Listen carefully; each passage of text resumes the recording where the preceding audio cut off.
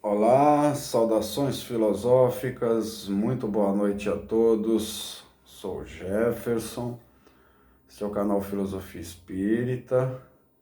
Hoje, dia 20 de julho de 2024, estamos no litoral sul do estado de São Paulo, município de Praia Grande. A noite fria, baixa temperatura.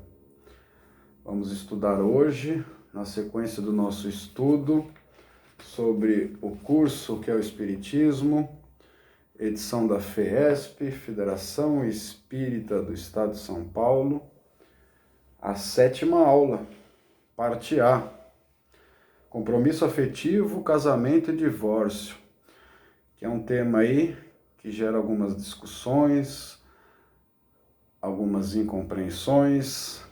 Claro que nós não vamos esgotar o tema, é um livro que trata de diversos temas, né, de modo inicial, claro que cada um depois, né, para maiores conhecimentos, terá que aprofundar algumas obras que vão ser citadas aqui, e outras complementares à doutrina espírita para compreenderem na sua inteireza, né, como que o espiritismo trata a questão do compromisso afetivo, casamento, divórcio. Mas essa aula vai dar boas noções nesse sentido. Antes de iniciarmos o texto e os comentários, trouxe meu café. Marca inicial do canal, marca registrada no canal, né? Então vamos lá. O texto tem quase 4 páginas. Então iniciemos 7ª aula, parte A, compromisso afetivo, casamento e divórcio. Vou fazer a leitura, acompanhado dos comentários. Espíritos imortais, já tendo passado por inúmeras encarnações e adquirido compromissos perante outras criaturas, é mistério analisarmos, em primeiro lugar, o dever quando falamos em compromisso afetivo. Então, logo no início do nosso estudo, vem aí a informação, né, que nós devemos estar conscientes que somos espíritos imortais, habitando, né, animando corpos físicos. Por muito tempo, né, passamos por várias reencarnações, tivemos várias parcerias, né, nos círculos afetivos, ok? Várias comunhões, consórcios, casamentos, uniões nesse sentido com outras criaturas, muitas delas nos acompanhando na presente reencarnação, outras nos aguardando nas esferas superiores. Então é necessário analisarmos, em primeiro lugar, a questão do dever, né, quando falamos de compromisso afetivo. E quem vai nos esclarecer é o Espírito Lázaro, a respeito do que é o dever. Diz-nos o Espírito Lázaro, abre aspas, o dever começa precisamente no ponto em que ameaçais a felicidade ou a tranquilidade do vosso próximo, e termina no limite que não desejaríeis ver transposto em relação a vós mesmos. Isso está em o Evangelho segundo o Espiritismo, capítulo 17, item 7. Uma citação a respeito do que é esse dever, né, para os espíritos. Então, o dever começa, né, precisamente no ponto que ameaçamos a felicidade de outrem ou a tranquilidade do nosso próximo. Ali é o limite do dever, né? Não podemos ultrapassar esse limite de maneira a infelicitar ou provocar intranquilidade em alguém, né? Senão estaremos incorrendo na falta do dever. E termina no nosso limite, que não desejaríamos ver transposto em relação a nós mesmos. Então, nos dá um parâmetro para a gente ter a relação com o outro, o que não queríamos que fizessem conosco, né? Então, um bom sentido aí do senso moral é esse, né? Não fazer aos outros o que não gostaríamos que nos fizessem. De acordo com o preceito de Jesus, que nos recomenda amar ao nosso próximo, certamente, toda vez que infringimos a lei de amor, sentimos a repercussão da transgressão em nossa consciência. Respeitar o sentimento do outro, portanto, é fundamental para o nosso próprio equilíbrio emocional. Passemos ao comentário. Segundo os ensinos de Jesus, lá do Evangelho, né? Ele disse para nós amarmos ao próximo, certo? Nisso ele já estava, né? Nos ensinando sobre a lei de amor, certo? Toda vez que nós ferimos alguém, nós somos os primeiros prejudicados, né? E vamos ter que reequilibrar essa situação. Quando não cumprimos o dever afetivo, o compromisso afetivo, né? Vamos ter que responder por essa situação, né? Quando desequilibramos as forças, né? Da lei do amor, por exemplo, vamos ter que reequilibrar depois, né? Nesta ou em outras reencarnações. Então, o dever é respeitar o sentimento do outro, que isso é fundamental para mantermos o nosso equilíbrio emocional. De maneira que quando violamos o dever, quando não respeitamos o próximo, né, não damos muita atenção aí para o compromisso afetivo, a tendência é que nos desequilibremos emocionalmente, né? Porque a partir do momento que eu desequilibro emocionalmente o outro, eu passo a ser um desequilibrado emocional, né? Dando causa a um desequilíbrio em outrem, eu passo a ser o primeiro a ter esse desequilíbrio, certo? Porque aquele que está equilibrado, né? Geralmente ele não desequilibra o próximo. Se ele faz isso, né, intencionalmente ou não, é porque há alguma distonia nele mesmo, ok? E sempre lembrando que quando desencarnarmos, né, não é a casca nossa que vai ser analisada, né? O que fizemos ali exteriormente, formalmente, mas a nossa intenção que estava por detrás daquele ato, daquele comportamento. De maneira que não podemos esconder isso. E o mais importante compromisso afetivo que experimentamos é o casamento. Nós vamos ver que é um progresso da legislação humana, né? Aí, o Instituto do Casamento. Então, uma maneira aí de a gente cumprirmos o compromisso afetivo é na união pelo casamento. Isso está bem claro aqui, né? Aí, cada denominação religiosa vai fazer a ritualística, né? Que lhe convém, mas ali, sempre todos ali fazendo o casamento. Isso não quer dizer que se você não tiver a formalidade do casamento, tendo uma união estável, né? Mas ali já está feita a ligação espiritual, né? Muitas vezes o casamento é só aquele ritual externo, né? Para tornar pública a situação. Um marco aí temporal, né? Um ritual, né? Que nós gostamos muito, né? Ritual de passagem, etc. Mas não é essencialmente o casamento aqui, né? Ele comporta a união estável, comporta aí as ligações com outros títulos, né? Muitas vezes, aquelas que, por exemplo, os indivíduos intencionalmente se acham casados, mas moram em locais diferentes, tal, mas aí a intenção é como se fosse ali um compromisso afetivo, efetivamente um casamento, né? O casamento é uma instituição divina, vejam que isso é reafirmado aqui, inserida na lei de reprodução e fundada na união conjugal, para que se opere a renovação e a espiritualização dos seres. Ele, abre aspas, implica o regime de convivência pelo qual duas criaturas se confiam uma à outra no campo da assistência mútua, como bem define o Espírito Emmanuel em Vida e Sexo, capítulo 7. Passemos aos comentários. Então, o casamento é um instituto, uma instituição divina, né, que foi inserida aí na lei de reprodução, que é uma das leis morais do direito natural, que consagra aí uma união conjugal para que nos renovemos e nos espiritualizemos, ok? Ambos os seres aí que se relacionam aí nesse casamento. A citação do Emmanuel lá do Vida e Sexo diz que implica um regime de vivência, convivência também, né? Na qual as duas criaturas se confiam uma à outra. Então, o valor da confiança aqui é muito importante, né? Não pode ter quebra de confiança. Okay? O Velho Testamento, acho que percebia isso muito bem, né? Nas regras lá instituídas, em que, por exemplo, o valor da confiança era muito importante, ok? Dando motivo para que um dos dois quebrassem, né, o compromisso, ficasse livre do compromisso, por exemplo, se não houvesse confiança, né? Quando um incorresse na quebra de confiança. No campo da assistência mútua, né? Então os dois têm que se assistirem aí, que é a questão do dever lá que foi tratada lá em cima.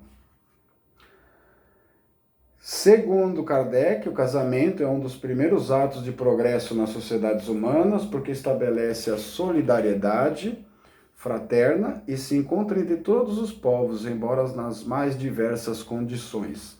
Isso está em O Livro dos Espíritos, livro 3º, pergunta 696 e comentários. Então, Kardec comentando, né, lá em O Livro dos Espíritos, falando que o casamento é um dos primeiros atos de progresso das sociedades humanas, que vai começar a estabelecer a solidariedade fraterna entre os seres, certo? E as culturas diferentes das civilizações, né, vão proclamar aí a monogamia, a poligamia, como é o caso de alguns estados orientais, né? Aí a diversidade cultural vai adentrar o instituto. Mas mesmo na diversidade cultural, ali vai ter a união de um ou mais seres, né? 2 na monogamia, e na poligamia vão ser mais indivíduos ali envolvidos. Isso é esclarecido, né? Porque Kardec vai perguntar, né? Qual que seria mais concernente à lei natural, né? Monogamia ou a poligamia? E os espíritos vão ser bem claros dizendo que é a monogamia, ok? Mas devemos respeitar as demais culturas. A despeito da chamada crise do casamento moderna, né? Abolir o casamento significaria um retrocesso, pois até mesmo entre os animais encontramos uniões que são duradouras e estáveis. A união sexual livre e casual reflete o estado primitivo da natureza, e quando a praticamos é como se vivêssemos ainda no estado de barbárie. A respeito aí da crise do casamento, né, que se fala tanto na pós-modernidade, levantando-se até a possibilidade de se abolir o casamento como instituto do direito civil, né? Isso, segundo a doutrina espírita, seria um retrocesso, pois há o exemplo no reino animal, né, das uniões duradouras e estáveis, e o homem estaria se colocando abaixo do reino animal, né? Estagnando aí na selvageria. A união sexual livre e casual, né? Reflete aí o estado primitivo, né? Do espírito, ok? Como se estivesse no estado de barbárie. Então, seria uma compreensão apenas do casamento como um local para você exercer, por exemplo, as forças sexuais ali relacionadas ao prazer, esquecendo-se da criatividade, né, do reabastecimento de energias, né, que são as forças sexuais da alma, né, que tem que ser sublimadas e não rebaixadas. O aspecto da lei, um subtítulo. A união pelo casamento pertence às leis divinas, imutáveis e perfeitas, que estabelece a perpetuação da espécie pela reprodução e evolução dos seres.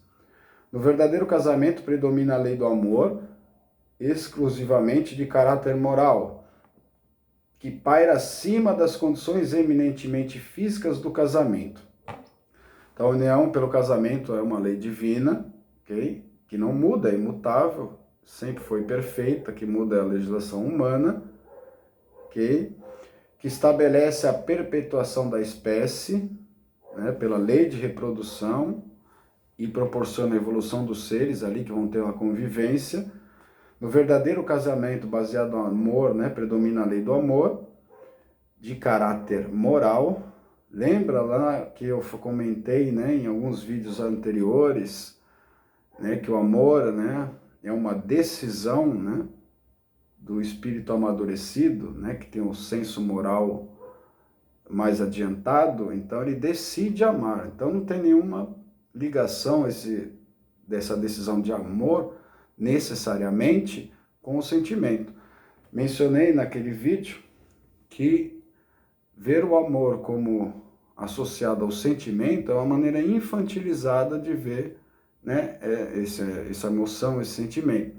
Dei o exemplo da criança naquela ocasião, dizendo que a criança, ou o espírito infantil, né, infantilizado, ele ainda associa a questão do amor, né, ao sentimento. Dizia também, né, se você satisfaz todas as necessidades da criança e pergunta para ela depois, ela vai dizer que te ama, mas, por exemplo, algum momento você desagrada ela sistematicamente ali e pergunta para ela muitas vezes vai dizer que não te ama, né, porque não está envolvido o sentimento ali. Então, assim que o espírito infantilizado, ele vê, né, o amor associado ao sentimento. Os espíritos mais evoluídos intelectual e moralmente, eles têm um senso moral mais desenvolvido, e não necessariamente o amor está vinculado ao sentimento. Pode derivar o sentimento, né? Mas não está necessariamente envolvido. Tanto é que quando Jesus nos pede para amar os outros, o que ele faz, né? Ele não pede ali, por exemplo, né? Orai pelos que vos perseguem. Ele não está pedindo para você ter um sentimento naquela oração. É uma decisão de você amar. E assim nos outros, né? Pedidos que ele faz aí a nós e nos ensina, né? De maneira tão clara e esclarecedora. Dizia também que o próprio catolicismo, na hora do casamento, o padre pergunta lá, né? O sacerdote, você aceita, né? Esse como seu marido, como sua esposa, sim ou não? Não tem a condicional. E ele ainda explica, né, que muitas vezes na dor, na tristeza, na doença, quer dizer, sentimentos muitas vezes não relacionados à emoção do amor, né, vão estar ali envolvidos. Muitas vezes o descontentamento, muitas vezes a raiva em alguns momentos, mas o espírito ali decide amar, né? Então eu expliquei isso nos vídeos anteriores, num vídeo anterior, e aqui novamente é mencionado pelo ensino dos espíritos. O contrário disso, né, que paira acima das condições eminentemente físicas do casamento, é o quê? Né? Aquelas ligações meramente por interesse, físicas, né, que logo se desmancham. Em relação à lei humana ou civil, abre aspas, não há em todo o mundo, e mesmo na cristandade, dois países em que elas sejam absolutamente iguais, e não há um só em que elas não tenham sofrido modificações através dos tempos. Resulta desse fato que, perante a lei civil, o que é legítimo num país, em certa época, torna-se adultério no outro país e no outro tempo. O Evangelho segundo o Espiritismo, capítulo 22, item 2. Então, mencionando aí a lei civil humana, não há igualdade em todo mundo, e mesmo dentro da cristandade, né, nas igrejas cristãs, né, uma igualdade aí do que seja essa união, né? Não há nada absolutamente igual. Há variações, modificações através dos tempos históricos, culturais, certo?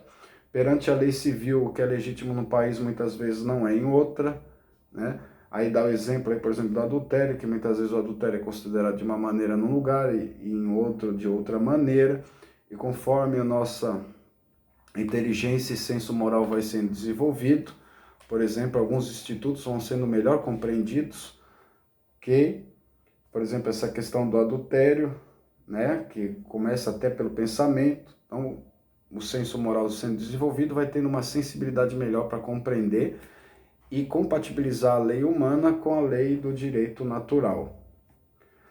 Pela lei divina, as criaturas não se unem apenas pelos laços materiais, mas também pelos da alma, a fim de que essa afeição facilite a missão de educar os filhos, fazendo-os progredir. Abre aspas. Imperioso, porém, diz Emmanuel, que a ligação se baseie na responsabilidade recíproca, de vez que na comunhão sexual um ser humano se entrega a outro ser humano, e por isso mesmo não deve haver qualquer desconsideração entre si. Isso está em Vida e Sexo, capítulo 7.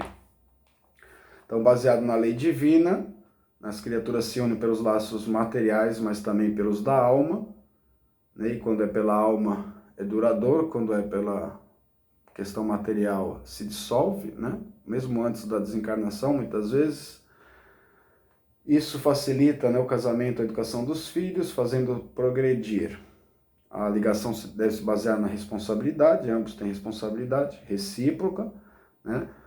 Também tem a ligação de comunhão sexual, que é a troca de energias, isso tem que ter responsabilidade nessa troca, que mais? e não deve haver qualquer desconsideração entre si, né?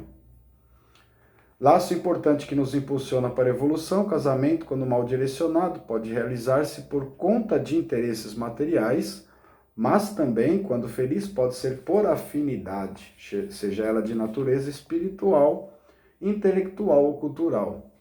Na maioria dos casamentos terrenos, porém, ainda predominam as uniões de resgate e de oportunidades de evolução, precedidos de cuidadosa programação para que a união seja bem-sucedida, seja em relação aos cônjuges, aos filhos ou à parentela. Passemos aos comentários. Então, o casamento é um laço importante que impulsiona os seres à evolução. Quando é mal direcionado o casamento, né, muitas vezes ele vai com vistas aos interesses materiais, riquezas, bens, e ele é frágil, precário, né, se dissolve rapidamente. Essa união, muitas vezes, né, o interesse é perdido porque ele é frágil. Basta dizer que com a perda material da riqueza já há um enfraquecimento e a dissolução do casamento ali. Agora, que é muito importante, que pode passar superficialmente numa leitura rápida, mas também quando feliz pode ser por afinidade. Então, o casamento pode se dar por afinidade, não só por amor, e mesmo assim sendo feliz, afinidade seja ela de natureza espiritual, com o sentimento, ok? Com a reciprocidade de ideias, intelectual, o casamento também pode ser feliz, ou cultural, baseado na cultura. Veja aqui que é importante a inserção, né, do que nos ensina muito bem a filosofia clínica dos tópicos da estrutura de pensamento. Então, não só os tópicos emocionais estão envolvidos numa relação de casamento feliz, né? A felicidade parcial, né? Porque a felicidade absoluta não é deste globo. Então, pode se dar, né, por tópicos aí intelectual, racional, pode se dar aí pela questão do contexto cultural também, envolvendo outros tipos de categorias, e de natureza espiritual por grau de evolução, etc. Então aqui é muito importante, né? Retomemos, quando é desviado, muitas vezes tem a questão somente material, mas muitas vezes é feliz, não só quando envolve a emoção, mas também com afinidade espiritual, intelectual, cultural. A maioria dos casamentos aqui na Terra ainda predomina as uniões de resgate e oportunidades de evolução, mesmo que elas sejam precedidas de cuidadosa programação. Há todo um planejamento antes do casamento aqui, pelo magnetismo entre os seres, para que ela seja bem-sucedida, que vingue. Mas nem sempre isso acontece, né? Em prejuízo dos cônjuges, dos filhos e da parentela. Então, existem obras na codificação. Nosso lar, por exemplo, que nós estamos estudando, tem um capítulo referente aos tipos de união pelo casamento, né? Que trata uma questão lá de um episódio, que fala, né, que existe o casamento por amor, o casamento fraternal, o por dever e o de provação, ok? Então, muito raro esse de amor, quase inexistente aqui entre os seres na Terra, predomina, na verdade, o por dever, o de provação e o de fraternidade. O de fraternidade lá, como é exemplificado na obra, diz que, por exemplo, né, tinha um caso lá, que tinha duas mulheres, né? Uma se relacionou com um homem, aí ela desencarnou no nascimento do filho ou da filha deles, e aí depois a outra assume e faz o segundo casamento do rapaz com ela, e depois lá no mundo espiritual, quando todo mundo desencarnou, né? O André Luiz lá está conversando com elas e pergunta, mas quem é na realidade ali a que tem afinidade? Seria a primeira, a segunda foi apenas fraternal. Foi para cuidar, né, do desamparo que ficou o rapaz lá depois do primeiro casamento. Então é um exemplo de casamento fraternal esse. O de dever a gente já viu aqui, né? A partir do momento que entendemos o que é o dever, né? Em que tem que ter o respeito ali mútuo entre os indivíduos. É um dever aí para os dois evoluírem, né? Então o compromisso está mais entrelaçado com o dever, e o provacional é aquele mais complexo, né? Em que há situações desafiadoras, turbulentas muitas vezes. Entre os aspectos fundamentais do casamento, há que se considerar a família, em que cada individualidade deverá exercitar com dedicação a paternidade e a maternidade. B. O namoro, a época do suave encantamento, a que se refere Emmanuel, em que tudo é tolerado. C. O ambiente doméstico, escola viva da alma, onde as criaturas matriculam-se para o aprendizado comum, para os reajustes e o crescimento. D. A energia sexual, que se apresenta como recurso da lei de atração, para unir os espíritos em torno da oportunidade de autodescobrimento e de reajuste. E a necessidade do reencontro para o acerto perante as leis divinas, devido às responsabilidades esposadas em comum. Então aqui há uma divisão, né, das características fundamentais do casamento. A primeira aparece a família, né? Cada uma das individualidades deve ter dedicação e exercitar os papéis de pai e mãe e educação dos filhos. Fala sobre o namoro, que é uma antecipação, onde há mais tolerância, em que eles são atraídos aí, né, por algumas emoções, e há um nível, uma correspondência até com a questão bioquímica, que vai deixar os indivíduos ali com sensações de bem-estar maiores, isso proporcionando uma maior tolerância. A questão do ambiente doméstico aqui frisada também, né? Então eu me pergunto, né, morando em duas residências diferentes, né, estaria exercitando o ambiente doméstico ou apenas episodicamente, né? Então, dentro do ambiente doméstico, há igual uma matrícula para eles aprenderem em comum e se reajustarem para o crescimento de ambos. Tem a questão da energia sexual, né, que é uma subdivisão da lei de atração. Veja que a lei de atração aqui é mencionada, né? A física quântica fala bastante. Você tem a lei de atração, em que uma das forças envolvidas aí é a energia sexual, né? Que dá a oportunidade do autodescobrimento de ambos, okay? Se autodescobrirem, né? Na troca de energias, na troca de afeições, e muitas vezes faz essa aproximação para reajuste. E a última, que é a necessidade do reencontro, naqueles provacionais de dever, né? Que é o acerto de contas perante a lei divina devido aos desvios anteriores, que muitos vão incorrer nas próximas devido à situação atual, né? Na doutrina espírita não se realizam cerimônias de casamento, da mesma forma que não se ministram batismos ou quaisquer sacramentos, pois no espiritismo não há ritual de nenhuma espécie. O casamento seria um ritual exterior, né? No espiritismo não tem isso, da mesma forma que não tem batismo e outros sacramentos muito comuns nas igrejas, né? Em outras denominações religiosas. Vamos tratar agora do divórcio. Quando Kardec perguntou aos espíritos acerca da indissolubilidade absoluta do casamento, eles responderam que, segundo o ponto de vista material, abre aspas, é uma lei humana muito contrária à lei natural. Isso está em O Livro dos Espíritos, livro 3º, pergunta 697. Em outra pergunta 940, complementando tal entendimento, sentenciaram, abre aspas, em primeiro lugar, as vossas leis são erradas, pois acreditais que Deus vos obriga a viver com aqueles que vos desagradam. Comentários importantes aqui, Kardec questionou os espíritos acerca da indissolubilidade do casamento, que é o título lá do capítulo, que seria o divórcio que nós conhecemos hoje, né? Eles respondem que, segundo o ponto de vista material, é uma lei nossa, humana, que é contrária à lei natural. Nós vamos compreender isso, né? Porque estando num planeta imperfeito, muitas vezes criamos leis imperfeitas. Essa foi uma delas, né? Que é muito contrária à lei natural. Mas por que o divórcio aqui seria incompatível com a lei natural? Porque a lei natural é perfeita, ela prescreve o quê? O casamento entre seres baseado nas leis de amor, né?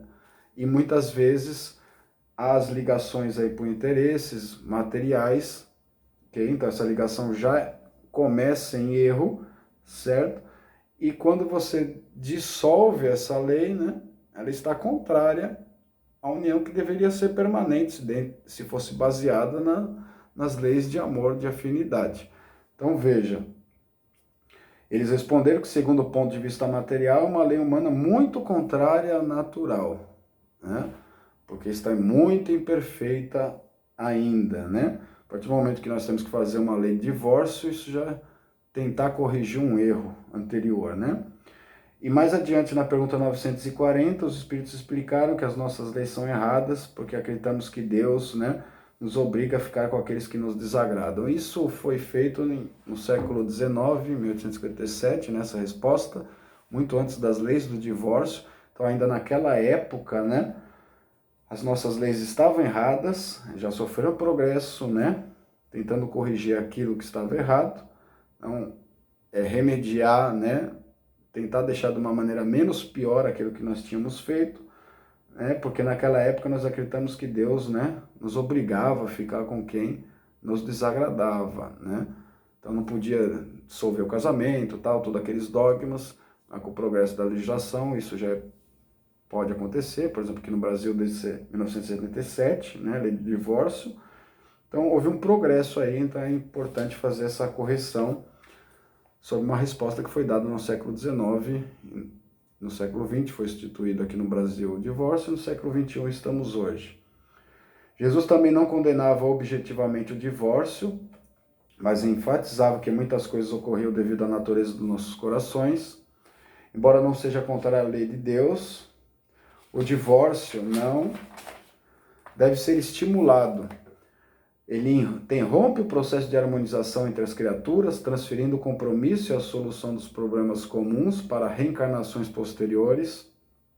Trata-se de uma dolorosa cirurgia psíquica, somente admissível em casos extremos, quando se constituírem um mal menor. É a última parte, comentando. Então, Jesus não condenou objetivamente o divórcio, certo? A lei humana, por exemplo, prescrevendo o divórcio, né? Muitas vezes aquilo que é exterior, Jesus não condenou aquilo, mas observou, né, que o verdadeiro casamento é aquele que parte da intenção subjetiva, né, interna do indivíduo, sua verdadeira intenção, ok? Então, objetivamente era até normal, por isso que Jesus não condenava, que se dissolvesse algo que nunca foi real. Embora não seja contra as leis de Deus, o divórcio é uma correção, mas não deve ser estimulado para qualquer motivo, né? Partir por divórcio, porque isso interrompe o processo de harmonização entre as criaturas, que vai ser desafiador, claro, né? Então não é no primeiro obstáculo, no segundo, terceiro ali que vai, dependendo da gravidade da situação, acabar um casamento. Isso é transferir o compromisso para reencarnações posteriores, muitas vezes de maneira agravada, em contextos mais difíceis e dolorosos. E, porque isso necessita de uma cirurgia psíquica, eles dizem aqui, né? É o que vai ficar na mente, né? O compromisso foi rompido, o espírito desencarna, depois vai ficar com aquela consciência, vai ter que retomar aquilo, então vai ter toda uma cirurgia psíquica aí, uma metáfora que é usada aqui, que não é algo fácil, né, de ser realizado. E só deve ser aceito aí, né, em situações extremas, quando se constitui um mal menor. Então, risco de morte, né, violência física gravíssima, psíquica, etc. Ok? Bibliografia, o Evangelho segundo o Espiritismo de Allan Kardec, o Livro dos Médiuns, aliás, o Livro dos Espíritos de Allan Kardec, e Vida e Sexo, do Espírito Emmanuel, psicografado pelo Chico Xavier. Fixando o aprendizado agora, fixação do aprendizado, as 3 questões que eu costumo fazer, né, no final dos vídeos. 1. Qual a importância do compromisso afetivo segundo o Espiritismo? Em primeiro lugar, o dever, quando falávamos em compromisso afetivo, diz-nos o Espírito Lázaro, abre aspas, o dever começa precisamente no ponto que ameaçais a felicidade ou a tranquilidade do vosso próximo e termina no limite que não desejaríeis ver transposto em relação a vós mesmos. Isso está em Evangelho segundo o Espiritismo, capítulo 17, item 7, que nós comentamos no estudo. A união pelo casamento pertence às leis divinas, imutáveis e perfeitas, que estabelece a perpetuação da espécie pela reprodução e evolução dos seres. No verdadeiro casamento predomina a lei de amor, exclusivamente de caráter moral, que paira acima das condições eminentemente físicas do casamento. Ok? Pergunta agora número 2, né? Deixa eu achar ela aqui. Para a gente não se complicar. Eu pus 2 aqui, a 3. Vamos lá, pergunta número 2. Em quantas partes... Não, aqui, vou confundido. Por que o casamento se insere na lei divina? Segundo os Espíritos, é uma lei humana, muito contrária à lei natural. Isso está em O Livro dos Espíritos, livro 3º, pergunta 697. Antes das leis do divórcio, abre aspas, em primeiro lugar, as vossas leis são erradas, pois acreditais que Deus vos obriga a viver com aqueles que vos desagradam. Já comentei isso, né? Isso foi dito no século XIX, já houve o progresso com a lei do divórcio. Então, nessa época, as nossas leis ainda proibiam, né, dissolver o casamento, mesmo dando o entendimento de que Deus queria que nós ficássemos com pessoas que nos desagradavam. Jesus também não condenava objetivamente o divórcio, mas enfatizava que muitas coisas ocorriam devido à dureza dos nossos corações. Então, não condenava de maneira objetiva, mas olhava a intenção do indivíduo. Embora não seja contrário às leis de Deus, o divórcio não deve ser estimulado. Ele interrompe o processo de harmonização entre as criaturas, transformando o compromisso e a solução dos problemas comuns para reencarnações posteriores. Trata-se de uma dolorosa cirurgia, somente admissíveis em casos extremos, quando se constituírem um mal menor. Ok? E a terceira questão, né? Como entender o divórcio? Ok? Vamos lá. Deixa eu achar aqui, como entender o divórcio. E a segunda... Então, o divórcio... Quando Kardec perguntou aos espíritos acerca da indissolubilidade do casamento, absoluto casamento, eles responderam que, segundo o ponto de vista material, é uma lei humana, muito contrário à lei natural. Em outra pergunta que nós já comentamos, né, que não estão erradas, que Jesus não condenava o divórcio objetivamente, né, mas a dureza dos nossos corações. Dizemos também, né, que não deve ser estimulado, porque senão isso acarreta um adiamento, né, dos compromissos afetivos. Então, na verdade, como que nós entendemos o divórcio de maneira subjetiva, é que ele é contrário, né, não deve ser estimulado aí, ele é contrário à lei natural, ok?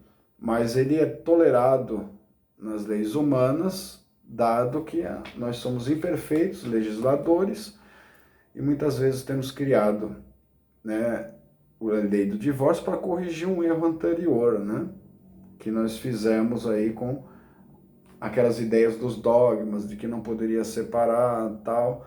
Então, faz a lei do divórcio, corrige, né, algo que já estava equivocado. Então, o divórcio deve ser entendido aí dentro das imperfeições humanas, que o progresso da legislação vai ficar cada vez mais compatível com as leis divinas, de maneira que vai chegar um momento que seja algo harmonizado, que não precisamos mais do instituto do divórcio. Certo? Assim sendo, agradeço a todos pela participação. O vídeo foi um pouco mais longo hoje, dado o tema aí ser bastante polêmico. No próximo estudo, vamos estudar aí a 7ª aula, parte B, parentesco corporal e espiritual. Agradeço a todos pela presença, pelas inscrições no canal, pelas curtidas, por terem compartilhado, comentado, e que todos nós estemos aqui no próximo vídeo e que possamos ter Boa noite, uma boa tarde, uma boa madrugada, uma boa manhã. Até uma próxima.